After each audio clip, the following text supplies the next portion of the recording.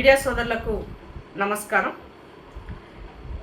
MLC కవిత గారు ఇంతకుముందు press meet పెట్టి ఆమె చాలా భాషణలు చేసింది. నిజంగానే కవిత గారికి చిత్తశుద్ధి ఉంటే ఈ రాష్ట్రంలో 10 సంవత్సరాలు మీ నాయన ఏం చేసిండో చెప్పాలా. ఫస్ట్ ఆఫ్ ఆల్ ఈ ప్రజలకి మీరు క్షమాపణ చెప్పిన తర్వాత ఈ రాష్ట్రంలో రాజకీయాలు చేసే అర్హత మీకు ఉంటుందని ఈ సందర్భంగా గుర్తు చేస్తున్నా. మా కుటుంబం పైన, మా పార్టీ పైన, కేసీఆర్ గారి పైన పడి ఏడవం తప్ప రేవంత్ రెడ్డి గారు చేసేది ఏంటని ఆమె ప్రశ్నిస్తున్నది. ఇవాళ అనముల కుటుంబమా, కేసీఆర్ గారి కుటుంబమా, ఎవరు ఏంటో తెలుసుకుందామా, ఎవరు ఎలాంటి తప్పులు చేస్తారో తెలుసుకుందామని చాలా మాట్లాడినారు. కల్వకుంట్ల కుటుంబం అంటే కట్టుబాట్లకు కట్టుబడి ఉంటుందట. ఆమె ఎంపీగా ఉన్నప్పుడు నేను ఎల్లెలుంటే కంపల్సరీగా మా నియోజకవర్గంలో ఉన్నటువంటి పార్లమెంటు పరిధిలో ఎమ్మెల్యేలకు చెప్పిపోయేదని అని ఆమె తెలియజేస్తున్నారు. తెలుసు అందరికీ. మీ నాయన ముఖ్యమంత్రిగా ఉన్నప్పుడు ఈటల రాజేందర్ గారిని, కొద్దిమంది మంత్రులని, ఎమ్మెల్యేలని ప్రగతి భవన్ గేటుగాడికి పిలిచి లోపలికి తీసుకోలేనటువంటి ఆనవాళ్ళు కూడా ఈ సమాజం మర్చిపోలే. ఇంకా ఎవరిని ఎట్లా అవమానపరిచారో ఈ సమాజం మర్చిపోలే. తెలంగాణ యుద్ధ నౌకగా ఉన్న గద్దర్ని పిలిచి ఎండలో నిలబెట్టి మీరు అపాయింట్మెంట్ ఇవ్వని ఇది కూడా ఈ సమాజం మర్చిపోలే. ఇవాళ మీరు శుద్ధులు చెప్తే ఎట్లా, గురువింద సామద లెక్క ఇవాళ దయ్యాలు వేదాలు వల్లిస్తున్నట్టుగా, సంపినోడే సంతాపం తెలిపినట్టుగా ఈ 10 సంవత్సరాలు మీరు చేయని విధ్వంసం ఏంటి? ఈ 10 సంవత్సరాలు మీరు చేయనటువంటి పనులేంటి? ఆర్థిక వ్యవస్థను విధ్వంసం చేశారు, ప్రజల హక్కులను కాలరాశారు, ప్రశ్నించే గొంతుకులను నొక్కారు, ఇవాళ భూములను కబ్జా చేశారు. ఇవాళ మీరు ఒకటా రెండా అధికారాన్ని అడ్డు పెట్టుకొని పూర్తిగా దుర్వినియోగం చేశారు. ఇంకో మాట మాట్లాడినారు, ఏంటది? అహంకారానికి care of address Revanth Reddy అట. ఈ సమాజానికి తెలుసు అసలు మీరు ఓడిపోవడానికి కారణమే మీ కుటుంబానికి ఉన్న అహంకారం. ఇవాళ అహంకారానికి బ్రాండ్ అంబాసిడర్లుగా ఎవరు ఉన్నారంటే కల్వకుంట్ల కుటుంబ సభ్యులని ఎవరు ఇంత చిన్న పోరని అడిగిన తెలంగాణలో చెప్తారు. ఇవాళ ఇప్పటికీ కూడా ఆ బలుపు పోలే. ఇప్పటికి కూడా మీ అన్నకి ఇంకా అసలు అది తగ్గనే లేదు. నీకైనా, మీ అన్నకైనా, మీ బావకైనా, మీ నాయనకైనా నిజంగానే మీరు అహంకారం వదులుకుంటే ఇవాళ తెలంగాణ ప్రజల మధ్యలో తిరిగి ఉండేవాళ్ళు. మీ నాయన ఇప్పటిదాకా ఫామ్ హౌస్కి రాకుండా ఫామ్ హౌస్లోనే ఉన్నాడంటే కారణం ఆ అహంకారమే. నేనేంది రేవంత్ రెడ్డి ముందు పోయి మాట్లాడేదేంది, నేనా రేవంత్ రెడ్డికి చెప్పేది సమాధానం అనే విధంగా నీ అహంకారంతోనే ఇవాళ ఈ తెలంగాణ సమాజానికి గతంలో నష్టం చేశారు, ఇప్పుడు కూడా ఇంకా నష్టం చేస్తూనే ఉన్నారు. ఇక మూడో అంశం, ఎస్ఎల్బీసీకి సంబంధించి అక్కడ జరిగినటువంటి ఇష్యూని కూడా మీరు దాన్ని రాజకీయ కోణంలో వాడుకునే పబ్బం గడుపుకునేటువంటి పని చేస్తున్నారు. మీకు సిగ్గు అనిపిస్తలేదని అడుగుతున్నాను నేను. ఎస్ఎల్బీసీ జరిగినటువంటి విషయాన్ని ఆనాడు పవర్ పాయింట్ ప్రజెంటేషన్లో ఉత్తమ్ కుమార్ రెడ్డి గారు మంత్రిగా, ఇప్పుడు మీ పార్టీలో ఉన్నటువంటి మా సోదరులు దాసో శ్రవణన్న చేసినటువంటి ఆనాడు మేమందరం కలిసి చేసినటువంటి పవర్ పాయింట్ ప్రజెంటేషన్లో ఎస్ఎల్బీసీకి సంబంధించి ఏం చెప్పింది? 3,890 కోట్లు మేము ఖర్చు పెట్టినాం ఎస్ఎల్బీసీకి అని చెప్పినారు. మరి 3,890 కోట్లు, 3,890 కోట్లు ఖర్చు పెడితే మరి ఎందుకు పూర్తి కాలేదు? ఆనాడు ఈ ప్రాజెక్టు ఎస్ఎల్బీసీ అనేది 2004లో కాంగ్రెస్ ప్రభుత్వము ఆనాడు అక్కడ ఉన్నటువంటి నల్గొండ జిల్లాలో ఉన్నటువంటి మంత్రుల యొక్క, ప్రజా సంఘాల యొక్క చొరవతోన ఆ కార్యక్రమం మొదలయ్యింది. దాదాపు 43 కిలోమీటర్లో ఏషియాలోని అతిపెద్ద సొరంగం, అతిపెద్ద టనల్ ప్రాజెక్టుగా దీనికి పేరుండింది. ఇవాళ ఈ ప్రాజెక్టు డిజైన్ని దాదాపు 3,70,000 ఎకరాలకి డిజైన్ చేసినటువంటి ఎస్ఎల్బీసీది. దీనికి 1,828 కోట్ల రూపాయలు ఆనాడు కాంగ్రెస్ ఖర్చు పెట్టి దాదాపు 54% కంప్లీట్ చేసింది. సో ఇలాంటి ప్రాజెక్టుని మీరు వచ్చిన తర్వాత పూర్తిగా ఆ రోజు జరిగినటువంటి దాంట్లో ఈ టన్నలు బోరింగ్ మిషన్గా అయిపోయింది అని చెప్పేసి దీనిని ఏం చేస్తున్నారు? శ్రీశైలం నక్కలగండి మరియు నక్కలగండి నుంచి పెండిపాకల ప్రపంచంలో అతిపెద్ద సొరంగ నిర్మాణంగా ఉన్నటువంటి దీనిని టీబీఎం టెక్నాలజీ వాడి దీనిని జేపీ ఇంజనీరింగ్ సంస్థ చేపట్టింది. ఈ ప్రాజెక్టుకి ఒక రోజుకి 500 మీటర్ల వరకు తవ్వాలి అని చెప్పేసి ఆ రోజు దీనికి ప్రతిపాదనలు ఉంటే అక్కడ 100 నుంచి 150 మీటర్ల కన్నా ఎక్కువగా తవ్వకం జరగలేదు కాబట్టి ప్రాజెక్ట్ అన్నది లేట్ అయ్యింది. అటవీ శాఖ కనీసం మిషన్ చడిసప్పుడు కావద్దు, కనీసం డ్రింకింగ్ వాటర్ కోసం కూడా ఎలాంటి బోర్ కూడా వేసుకోవద్దని చెప్పేసి ఆనాడు అటవీ శాఖ నిబంధనలు ఉన్నాయి కాబట్టి ప్రాజెక్టు లేట్ అయ్యింది. తర్వాత మీరు అంటే ఆ రోజు ఉమ్మడి ఆంధ్రప్రదేశ్లో ఉన్నప్పుడే కర్నూలు వరదలు వచ్చినప్పుడు శ్రీశైలం జలాలు టన్నల్లోకి రావడంతో 200 కోట్ల రూపాయల నష్టం జరిగింది ఆ మిషన్లు చెడిపోవడం ద్వారా. సో దీనికి నష్టం వాటిల్ని మీరు తెలంగాణ ఏర్పడ్డ తర్వాత జేపీ సంస్థ ఏం చెప్పింది, దీని యొక్క అంచనాలు పెంచి మాకు ఇవ్వండి అని చెప్పేసి దీని ఎస్కలేషన్ కాస్టు 2012 నుంచి అంచనా వేయమని చెప్పేసి ఇచ్చింది. సో ఇలా ఈ ప్రాజెక్టుని పూర్తిగా మీరు పక్కన పెట్టి దీని గురించి ఏమీ ఆలోచించకుండా మేము 3890 కోట్లు ఖర్చు పెట్టినామని చెప్పేసి మాట్లాడుతున్నటువంటి మాటలు మరి అవి ఎవరి జేబుల్లోకి పోయినాయని చెప్పేసి నేను అడుగుతున్నాను. ఆయన 13 కిలోమీటర్లు మేము దీనిని 13 కిలోమీటర్ల వరకు మేము తొమ్మినామని హరీష్ రావు గారు కూడా మాట్లాడుతున్నారు. మరి ఏమైంది తొమ్మితే? అవి ఎక్కడ పోయింది? అది ఎందుకు ఆ బేరింగ్లు అంతా కూడా తుప్పుపట్టిపోయినాయి? ఇవాళ ప్రమాదానికి కారణం ఏంటి? ఇవాళ ఆ ఇన్సిడెంట్ జరిగినప్పటి నుంచి పూర్తిగా నల్గొండ జిల్లాకి సంబంధించినటువంటి మంత్రులు కోమటిరెడ్డి అన్న కానీ, ఉత్తమ్ కుమార్ రెడ్డి గారు కానీ, డిప్యూటీ సీఎం గారు కానీ ఇవాళ అక్కడే ఒక సాహసం చేస్తూ మహబూబ్నగర్కి సంబంధించినటువంటి ఆ జిల్లా మంత్రిగా అక్కడ ఉన్నటువంటి మహబూబ్నగర్ జిల్లాకి సంబంధించినటువంటి జూపల్లి కృష్ణారావు గారు ఇన్సిడెంట్ జరగగానే ఇమ్మీడియట్ అక్కడికి వెళ్ళి ఆ సొరంగం లోపలికి వెళ్ళి ఒక సాహసమైనటువంటి కార్యక్రమం చేసి అసలు నిజంగా ఏం జరిగింది, వాళ్ళకి ఎలా ఉన్నారు, వాళ్ళ పరిస్థితి ఏంటి అని చెప్పేసి పూర్తి పర్యవేక్షణ చేసినటువంటి ఘనత ఇవాళ కాంగ్రెస్ పార్టీకి, కాంగ్రెస్ ప్రభుత్వానికి దక్కుతుంది. మరి ఇవాళ ఇంత చేస్తూ అక్కడికి రేవంత్ రెడ్డి గారు పోలేదంటే పూర్తిగా రేవంత్ రెడ్డి గారి పర్యవేక్షణలోని ఈ కార్యక్రమం జరిగిందని గమనించాల్సిన అవసరం ఉంది. సో ఇవాళ ఆ జిల్లా పుట్టిన బిడ్డ అయినా కానీ అలాగే ఈ రాష్ట్ర ముఖ్యమంత్రిగా కూడా పూర్తిగా అందరినీ కూడా అధికారులను అప్రమత్తం చేస్తూ దానికి సంబంధించినటువంటి మంత్రులను అప్రమత్తం చేస్తూ కావలసినటువంటి పూర్తి సహాయ సహకారాలు రాష్ట్రానివే కాకుండా కేంద్రం నుంచి కూడా తెప్పించి చేసినటువంటి ఘనత ఇవాళ రేవంత్ రెడ్డి గారిది. మరి మీరేం చేస్తున్నారు? మర్చిపోతే ఎట్లా? మీ నాయన ఏం చేసిండో తెలియదా ఈ సమాజానికి? మీకు ఇంత సోయి ఉంటే హిమాచల్ ప్రదేశ్కి సంబంధించినటువంటి ఆ రోజు అక్కడ ఇన్సిడెంట్ జరిగితే ఆ రాష్ట్ర ముఖ్యమంత్రి పేరైన మాట్లాడేటువంటి మీకు మరి మీరు 10 సంవత్సరాల అధికారంలో ఉన్నప్పుడు మీ నాయన ముఖ్యమంత్రిగా ఎన్ని ఇన్సిడెంట్లు విజిట్ చేశాడు, ఎంతమంది దగ్గర పోయినాడు? ప్రగతి భవన్ వదిలితే పాము గరుస్తుందేమని ప్రగతి భవన్ పట్టుకొని కూర్చున్నావు తప్ప, ఫామ్ హౌస్కి పరిమితమైనవి తప్ప ఒక్క ఇన్సిడెంట్ కన్నా పోయిన దాఖలాలు ఉన్నాయా? గంతెందుకు ఇవాళ రేవంత్ రెడ్డి గారిని ఆయన ఊరి పక్కనే అని చెప్పినటువంటి మీకు ఇవాళ కరీంనగర్లో అంటే ఆ 10 సంవత్సరాల్లో జరిగిన ఇన్సిడెంట్లో ఒక 2-3 ఇన్సిడెంట్లు మీకు గుర్తు చేస్తాం. కరీంనగర్లో కొండగట్టులో జరిగినటువంటి యాక్సిడెంట్లో 60 మంది చనిపోతే మరి ఎందుకో పోలే మీ నాయన? గజ్వేల్కి సంబంధించినటువంటి స్కూల్ పిల్లలకు సంబంధించినటువంటి ఒక రైల్వే ట్రాక్ జరిగినటువంటి ఇన్సిడెంట్లో మరి ఆ ఎమ్మెల్యేగా ఎందుకో మీ నాయన పోలేదు అక్కడికి? ఇంటర్మీడియట్ పిల్లలు మీ తప్పిదం వల్ల, మీరు చేసిన తప్పిదం వల్ల ఇంటర్మీడియట్ పిల్లలు 30 మంది చనిపోతే మరి ఎందుకో మీ నాయన పోలేదు ఆ రోజు ముఖ్యమంత్రిగా? ఇవాళ నారాయణపేటలో జరిగినటువంటి ఇన్సిడెంట్లో పాలమూరుని ఉమ్మడి పాలమూరు మీరు దత్తత తీసుకురు కదా, అక్కడ జరిగినటువంటి వలస కూలీల ఇన్సిడెంట్లో మరి ఎందుకో మీ నాయన పోలేదు? ఆడబిడ్డలు అత్యాచారం జరిగితే నడి ఒడ్డున ఇన్సిడెంట్ జరిగితే కూడా ఎందుకో మరి మీ నాయన పోలేదు? అంటే చెప్పనీక శ్రీరంగ నీతులు బాగానే ఉన్నాయి కానీ చేయనీక మాత్రం మాకు అలివి కాలేదు, కానీ మీరు మాత్రం చెయ్యాలి. ఇవాళ మాకు అధికారం కోల్పోయింది కాబట్టి మేము మిమ్మల్ని విమర్శిస్తాము అని అంటే ఇది తెలంగాణ సమాజం గమనిస్తుందని సోదరి కవిత గారికి సందర్భంగా గుర్తు చేస్తున్నా. అందుకనే మీ ఏమంటారు లిక్కర్ దందా చేసిన తర్వాత నుంచి మీ చిప్పు దొబ్బినట్టుగా ఉంది, నాకు అది అర్థమవుతుంది. ఎందుకనంటే అపరిచితురాలు లెక్క 10 సంవత్సరాలు జరిగినది మొత్తం అంతా మర్చిపోయి ఇవాళ ఫ్రెష్గా బయటకు వచ్చి ఈ రోజు నుంచి 10 సంవత్సరాలు జరిగిందంతా ఏమీ లేదు, లెక్కలకు లేదు, ఇప్పుడు జరిగేదే లెక్కలకు అనే విధంగా కవిత గారు మాట్లాడుతుంటే ఈ తెలంగాణ సమాజం నవ్వుకుంటుంది. ఇంకేం మాట్లాడినారు?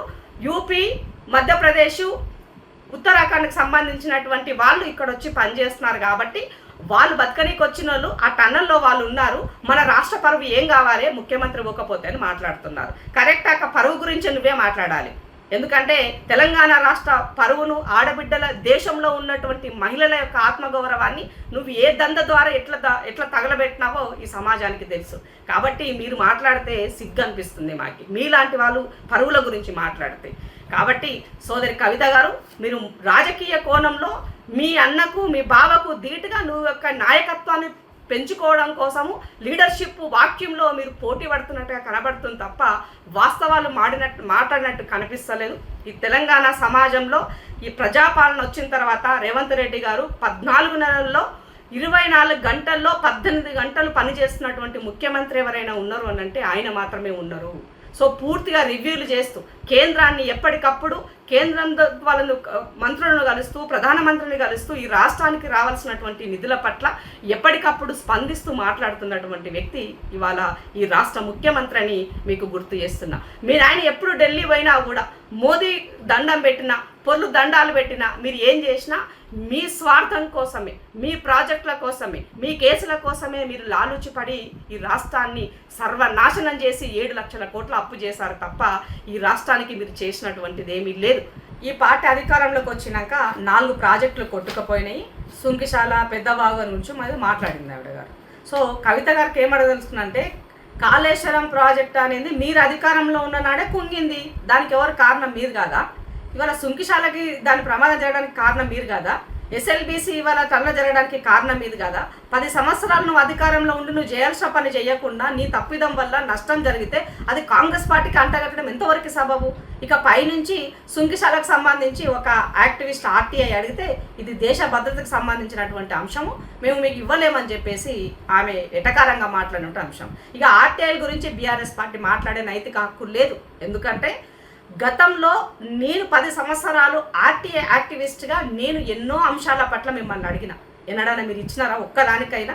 ప్రతి విషయాన్ని మా పరిధిలో లేదు, ఇది మేము ఇవ్వలేము, ఇది భద్రత దృష్ట్యా మేము ఇవ్వలేమని మీరు చెప్పిచ్చినారు. రమ్మంటే ఎక్కడికి రావాలో పోనీ అమరవీరుల దగ్గరికి రా, నేను వస్తా. 10 సంవత్సరాలు నేను రాసిన ఆర్టీఐలో మీ ప్రభుత్వం మీరు అధికారంలో 10 సంవత్సరంలో ఎన్నిటికి మీరు సమాధానం ఇచ్చినారని చెప్పడానికి. ఇవాళ దాని చిన్న ఒక ఎగ్జాంపుల్ ఇస్తాను మీకు. మల్లన్న సాగరు ముప్పు బాధితుల సందర్భంలో మీ నాయన వెళ్ళి హైకోర్టు జడ్జిని కలిసిన రోజు నేను ఆర్టీఐ ఆ రోజు అడిగాను. సో మీరు కలిసినటువంటి మినిట్స్ అసలు ఎజెండా ఏంటి అని అడిగినప్పుడు మీరు ఇచ్చినటువంటి ఇది ఆర్టీఐ కాపీ నా దగ్గర ఉన్నటువంటి ఇది ఏంటి కొన్ని విషయాల దృష్ట్యా మేము సమాధానము ఇవ్వలేమని చెప్పేసి 3 నెలల తర్వాత తిరిగి నేను ఎప్పుడుది ఆగస్టు 2019 ఆగస్టు 2వ తారీఖు నాడు మీరు నాకు రిప్లై ఇచ్చారు. నేను వేసింది ఎప్పుడు నేను జూలైలో వేసాను. 2 నెలలు తిరిగిన తర్వాత మీరు నాకు ఇది ఇచ్చినారు. సో దీంట్లో ఏముంది? ఏమీ లేదు. మేము ఇవ్వలేమన్నది ఒక దానికి మీరు ఇచ్చినటువంటి సమాధానం. ఇవాళ మీ యొక్క అంటే దాదాపు ఏమంటారు చీఫ్ జస్టిస్ ఎప్పుడు 14, 17 ఏప్రిల్ అండ్ 4th మే 2019లో కలిసినారు. వీటికి సంబంధించినటువంటివి ఏంటివని చెప్పేసి మేము అడిగినప్పుడు దీనికి మీరు ఇచ్చినటువంటి సమాధానం ఇది. సో గురువింద సామెత లెక్క మీరు అన్ని సక్కపూస లెక్క పనిచేసిన, శుద్ధపూస లెక్క పనిచేసినామని, సత్యహరిచంద్ర బిడ్డలకు అంబాసిడర్లమని, మేము బాగా చేసినామని, రేవంత్ రెడ్డి వచ్చినాక ఇవేం చేస్తలేడని చెప్తే మీకు సిగ్గు అనిపిస్తలేదని అడుగుతున్నాను నేను కవిత గారికి. ఇదే కాదండి, ఇవాళ ప్రగతి భవన్కి సంబంధించినటువంటి దానికి ఎంత ఎక్స్పెన్సివ్ చేశారు అవడితో కూడా మీరు ఇవ్వలే. ఆ రోజు భూములకు సంబంధించినటువంటి ఈడీ పరిధిలో ఉన్నటువంటి భూములను కూడా మీరు వేలం వేస్తే అలాంటి భూములకు సంబంధించినట్టు వివరాలు అడిగితే కూడా మీరు ఇవ్వలే. మీరు ఏ పని సరిగ్గా చేసిరని ఈ రాష్ట్రాన్ని పూర్తిగా దాచుకొనిలో ఉన్నటువంటి బిజీ ప్రజా సమస్యల పట్ల, అభివృద్ధి పట్ల, సంక్షేమం పట్ల మీకు ఎక్కడిది చిత్తశుద్ధి? మరి ఇవాళ రేవంత్ రెడ్డి గారు అక్కడికి వెళ్ళి నరేంద్ర మోదీ గారు అపాయింట్మెంట్ ఇస్తే ఆయన ఇచ్చినటువంటి అపాయింట్మెంట్ ప్రకారంగా వెళ్ళి మాట్లాడితే ఇవాళ మీరు మోదీతోన ఏం చేసుకొని వచ్చినారో మీ ఇద్దరి మధ్య దోస్తాను ఈ సమాజానికి అర్థమైపోతుందని మాట్లాడుతున్నారు. ఏం దోస్తాని? చీకటి ఒప్పంద దోస్తాని మీది. కాబట్టే కదా నిర్మలా సీతారామన్ ఆమె పార్లమెంట్లో మాట్లాడుతున్నటువంటి సందర్భంలో ఏ రాష్ట్రాన్ని 10 సంవత్సరాలలో అప్పుల పాలు చేసింది మీ నాయన అయితే ఒక్క మాట కూడా మీ నాయన గురించి మాట్లాడాలి. మాజీ ముఖ్యమంత్రిగా కేసీఆర్ గారు చేసిన అప్పుల వల్ల ఈ రాష్ట్రం ఇట్లా అయ్యిందని చెప్పి ఒక మాట చెప్పకుండా అది ఏ ప్రభుత్వం ఉంటే ఏంటి, తెలంగాణ రాష్ట్రం మాత్రం అప్పుల పాలైందని చెప్పేసి ఆమె మాట్లాడి చెప్పిన దాన్ని బట్టి అర్థమైపోతుంది మీ ఇద్దరి మధ్య దోస్తాన్ని ఎంత స్ట్రాంగ్గా ఉంది అన్నది. ఇవాళ జరిగే ఎమ్మెల్సీ ఎన్నికల్లో కూడా మీరు క్యాండిడేట్ను పెట్టకపోవడం బట్టి కూడా ఎవరికి మేలు చేస్తున్నారో కూడా ఈ సమాజానికి అర్థమైపోయింది. ఇంకెందుకు నిన్న జరిగినటువంటి స్టాండింగ్ కమిటీ జిహెచ్ఎంసీకి సంబంధించినటువంటి స్టాండింగ్ కమిటీ ఎన్నికల్లో ఇవాళ మీకు క్యాండిడేట్ని నిలుపుకోకపోవడం బట్టి కూడా అర్థమైపోయింది కదా మీ దోస్తాను ఎట్లా జరుగుతుంది, ఏమవుతుంది, ఎటువైపు వెళ్తుంది అన్న దానికి. కాబట్టి రాజకీయాల గురించి మాట్లాడేటప్పుడు ఒక అవగాహనతోటి మాట్లాడితే బాగుంటుందని కవిత గారికి ఈ సందర్భంగా గుర్తు చేస్తూ ఇంకొక విషయాన్ని మనకు చెప్పాల్సిన అవసరం ఉంది. ఏంటి అని అంటే కాంగ్రెస్ పార్టీని ఆమె ఐరన్ లెగ్ పార్టీ అన్నది. ఐరన్ లెగ్ పార్టీ ఎట్లో చెప్పాలి? ఐరన్ లెగ్ ఎవరు? మీరు ఐరన్ లెగ్ ఇవ్వాలా. ఈ రాష్ట్రంలో, తెలంగాణ రాష్ట్రంలో కవిత గారు ఐరన్ లెగ్ మహిళ. ఎందుకు ఐరన్ లెగ్గు? నీవు లిక్కర్ దందా పెట్టినాక మీ నాయన పదవి ఊడింది, మీ నాయన ఫామ్ హౌస్కి పరిమితమైనాడు. నువ్వు లిక్కర్ దందా చేయబట్టి ఢిల్లీలో కేజ్రీవాల్ గారు ఆయన ఇంటికి పరిమితమైనాడు. నీ వల్ల 2 రాష్ట్రాలలో 2 ప్రభుత్వాలు కుప్పగొచ్చి రెండు పార్టీలను, ప్రభుత్వాలు కూలడం కాకుండా పార్టీలు కూడా తూడ్చుకుపట్టేగా ఐరన్ లెగ్ మహిళగా నువ్వు తయారైనవని ఈ సందర్భంగా చెప్పాల్సిన అవసరం ఏర్పడింది. కాబట్టి మన దగ్గర మైక్ దొరికింది కదా, మనం ఏదైనా చెప్తే ఈ సమాజం నమ్ముతుందని, దానికి పైగా తెలంగాణ సమాజానికి నేను హెచ్చరిస్తున్నా అని చెప్పేసి ఆమె ఒక మాట చెప్తున్నారు. ఏమని? మళ్ళీ తెలంగాణ సెంటిమెంటును రగలుస్తూ ఉద్యమ సమయంలో సమైక్యాంధ్రులు మన ఎట్లా మోసం చేసినారో తెలుసు కదా, మళ్ళా అలాంటి దొంగలు రాబోతున్నారు, వాళ్ళు చేస్తున్నారు అని చెప్పి ఇవాళ ఆంధ్రజ్యోతికి సంబంధించినటువంటి ఒక హెడ్లైన్స్ని చూపించారు. మిస్టరీగా మరణాలు అని అన్నది. ఏం మాట్లాడినారు రేవంత్ రెడ్డి గారు? జరిగిన వాస్తవాలు చెప్పినారు. ఇవాళ మన భూపాలపల్లిలో చనిపోయినటువంటి సోదరులు ఒక యాక్టివిస్ట్గా ఉన్నటువంటి తన భార్య ఏం చెప్పింది? కత్తులతో పొడిచి చంపినటువంటి వ్యక్తులు బీఆర్ఎస్ పార్టీకి సంబంధించినటువంటి వాళ్ళ హస్తం ఉన్నది, పెద్ద నాయకుల హస్తం ఉన్నది తన భార్యనే చెప్పింది కదా. అదే రేవంత్ రెడ్డి గారు చెప్పినారు, ఎవరైనా కంప్లైంట్ ఇస్తే తప్పకుండా మేము అది చేస్తామని చెప్పారు.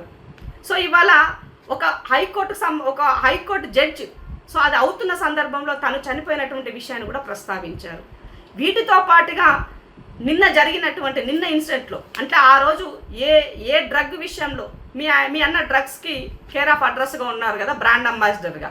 సో దానికి సంబంధించిన ఆ కేసులో కేదార్ అనే వ్యక్తి చనిపోయినాడు. సో వరుసగా ఇలాంటి బీఆర్ఎస్ పార్టీకి ఎటు చూసినా కూడా, ఏ వైపు ఆలోచించినా కూడా బీఆర్ఎస్ పార్టీకి కేంద్రంగా కనిపిస్తూ ఈ హత్యలు, ఈ చనిపోయినటువంటి వాళ్లకు ఈ బీఆర్ఎస్ పార్టీ అన్నది కనబడుతుంది. అంటే ఆ మూలాలు దీని వెనక ఉన్నాయన్న విషయాన్ని నేను ప్రస్తావించారు. అంతే తప్ప ఏమంటారు, గుమ్మడికాయల దొంగ ఎవరంటే భుజాలు తనుముకున్నట్టుగా దానిని కూడా ఇవాళ ఈ పేపర్ ఇంత పెద్ద కథనం రాసింది. మరి ఈ పేపర్ ఎవరిదో తెలుసు కదా, ఆ పక్క రాష్ట్రంలో ఎవరున్నారు, ఈ రాష్ట్రంలో ఎవరున్నారు, కేంద్రంలో ఎవరున్నారు. సో వీళ్ళందరూ కలిసి బీఆర్ఎస్ పార్టీ పైన, కేసీఆర్ గారి పైన కుట్రలు పంతునంటే కేసీఆర్ సచ్చిన పాము కుట్రలు పనాల్సిన అవసరమే ఉందండి? ఇది సమాజానికి తెలియదా? మీరు చేసిన మోసాలు, మీ అహంకారానికి ప్రజలు మిమ్మల్ని ఇవాళ ఫామ్ హౌస్కి పరిమితం చేశారు. పదే తెలంగాణ సెంటిమెంట్ రెచ్చగొట్టడం కోసం ప్రజలకి నేను ప్రాధేయపడుతున్నా, అప్రమత్తం చేస్తున్నా. తెలంగాణ సమాజం ఆలోచించండి అని అంటే తెలంగాణ సమాజం ఆలోచించే మీకు కర్రగాల్చి వాత పెట్టినారు. రేవంత్ రెడ్డి గారి సర్కార్కి ప్రజలు అధికారం కట్టబెట్టారు. రేవంత్ రెడ్డి సర్కారు పూర్తిగా ప్రజలకు ఇచ్చిన హామీ కోసము అహర్నిశలు పని చేస్తున్నారు. ఇచ్చిన హామీలు నెరవేరుస్తాము, ఈ ప్రజలకి జవాబుదారీతరంగా ఉంటాం తప్ప మీ యొక్క చౌకబారు మాటలకు, మీరు చేసే స్టేట్మెంట్లకు ఇవాళ మా ముఖ్యమంత్రి గారు జవాబుదారీతనంగా ఉండాల్సినటువంటి అవసరం లేదు. మాలాంటి వాళ్ళం సమాధానం చెప్తాం సరిపోతుందని నేను అనుకుంటున్నా.